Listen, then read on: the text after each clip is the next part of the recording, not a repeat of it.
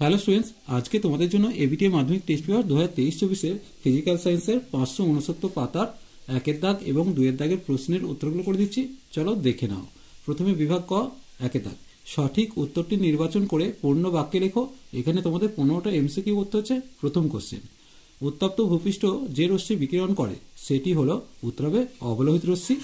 2 question, একটি আদর্শ গ্যাসের প্রতি একক আয়তনে মূল সংখ্যা কোনটা হবে দেখে নাও। পিভি ইকুয়াল টু এনআরটি, যেহেতু ভিটা 1 হয়েছে তাহলে এন সমান কি লিখতে হবে, পি বাই আরটি, অর্থাৎ এক্ষেত্রে সঠিক উত্তর ডি এরটা হবে।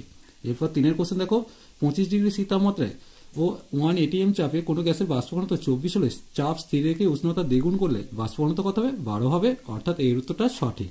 এরপর দেখো 4 কোশ্চেন, লোহার দৈর্ঘ্য প্রসারণ গুণাঙ্ক এক্স পার ডিগ্রি সি হলে এর আয়তন প্রসারণ গুণাঙ্ক কত হবে। আমরা জানি যে আলফা সমান গামা বাই 3, তাহলে গামা সমান কত হবে, 3 আলফা হবে, অর্থাৎ 3 ইন্টু এক্স হবে। তাহলে সেক্ষেত্রে সঠিক উত্তর কোনটা হবে, ডি এরটা হবে।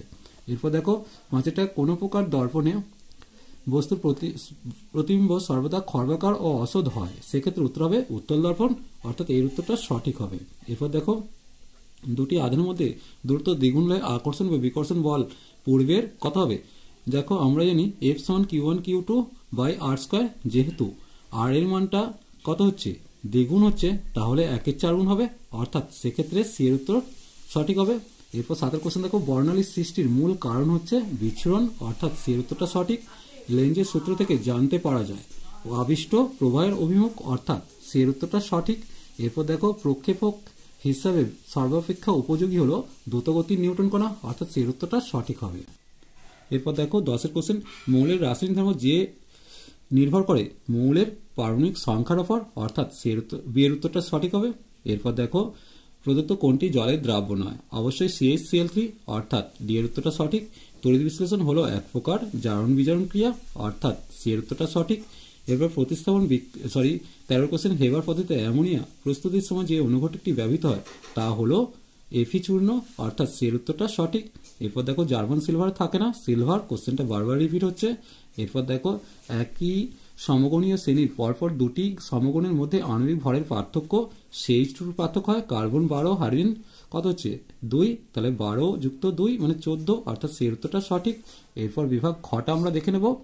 1 কোশ্চেন, একটি জৈব গ্রিনহাউস গ্যাসের নাম, অবশ্যই মিথেন, কোশ্চেনটা বারবার এসছে। ঠিক বা ভুল নির্বাচন করতে বলেছে। সৌরকোষের প্রস্তুতিতে সিলিকন ব্যবহার করা, এটাও সত্য দেওয়া আছে। বোলজম্যান ধ্রুবক ও সার্বজনীন গ্যাস ধ্রুবকের মধ্যে সম্পর্ক, দেখো বোলজম্যান ধ্রুবক যদি কে হয় লিখতে পারি কে সমান আর বাই এন এ। এরপর দেখো, পিভি ইকুয়াল টু আর টি সমীকরণ পিভির একক কি, উত্তর হবে নিউটন মিটার, কারণ পি এর একক হচ্ছে কি চাপ, তো চাপের একক নিউটন পার মিটার স্কোয়ার, আর ওপরে মিটার কিউব দিয়ে গুণ হচ্ছে, তাই নিউটন মিটারটা পড়ে থাকছে। এরপর দেখো 4 কোশ্চেন, আদর্শ গ্যাসের চাপ অসীম হলে আয়তন কত হবে, 0 হবে। এরপর দেখো, শূন্যস্থানের তাপ পরিবর্তনের মান কত, অবশ্যই শূন্যস্থানের তাপ পরিবর্তনের মানটা 0.0035 থেকে 0.008 newton per metre per kelvin হবে। এরপর দেখো, ঠিক ভুল করতে বলেছে, কোনো বস্তুর মধ্য দিয়ে তাপের পরিবহন প্রক্রিয়ায় বস্তুটির উপাদানগুলির স্থান পরিবর্তন হয়, এটা মিথ্যা দিয়েছে, কারণ পরিবহনের সময় উপাদানগুলির স্থান পরিবর্তন হয় না। এরপর দেখো, বিবর্ধক কাঁচ হিসাবে কোন প্রকারের লেন্স ব্যবহার করে, অবশ্যই উত্তর লেন্স, তোমরা চিত্রটাও করে রাখবে। শূন্যস্থান পূরণ করতে বলেছে, লাল আলোয় সবুজ পাতাকে কি দেখাবে, সবুজ পাতাকে কালো দেখাবে, তাহলে এখানটা কালো লিখবে। আদর্শ অ্যামিটারের রোধ কত হওয়া উচিত, অবশ্যই 0 হওয়া উচিত।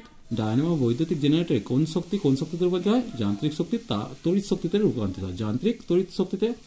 এর সাথে একটা অথবা দিয়েছে, দেখো 1 ওহম রোধের মধ্যে দিয়ে 1 অ্যাম্পিয়ার তড়িৎ প্রবাহ 1 মিনিট ধরে চললে কত জুল তাপ উৎপন্ন হবে। দেখো আমরা জানি H equal to I square RT হয়, সেক্ষেত্রে আই এর মানটা 1 বসিয়েছি, আর এর মানটা 1 বসিয়েছি, টিটা হচ্ছে সেকেন্ডে কনভার্ট করেছি, অর্থাৎ 60 জুল। এরপর দেখো 10 কোশ্চেন, শক্তি ও ভরের পারস্পরিক রূপান্তর সম্পর্কিত আইনস্টাইনের সমীকরণটি হলো E equal to mc square, যেখানে E হচ্ছে শক্তি, m হচ্ছে বস্তুর ভর, আর c হচ্ছে আলোর গতিবেগ শূন্যস্থানে।